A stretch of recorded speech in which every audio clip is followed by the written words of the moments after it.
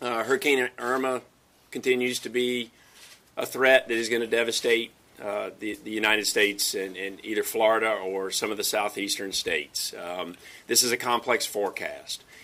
Anybody from Alabama to North Carolina should be watching this storm very closely.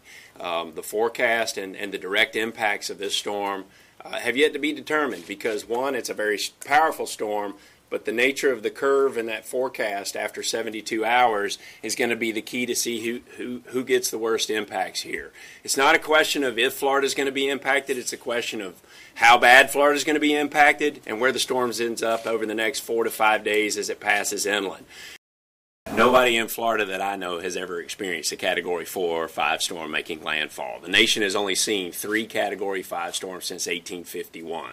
Labor Day storm of 35, and then you had Camille in 69, and you had Andrew in 92.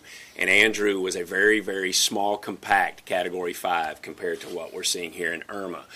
Even though it's, each Category 5 storm is tremendously different because of the maximum radius winds and the elements that it brings with it. So I can guarantee you that I don't know anybody in Florida that's ever experienced what's about to hit South Florida. So they need to get out. They need to get out and listen and heed the warnings. Obviously, there's a lot of evacuation activity taking place in Florida over the last 24 to 48 hours. Heed all local warnings.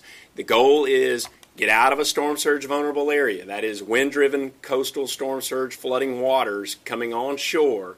That's the most devastating hazard associated with hurricanes. Get out of that storm surge area and get into a facility that can withstand the winds. That doesn't mean you have to travel hundreds of miles to do so, but get out of the storm surge area into a facility that can withstand the winds.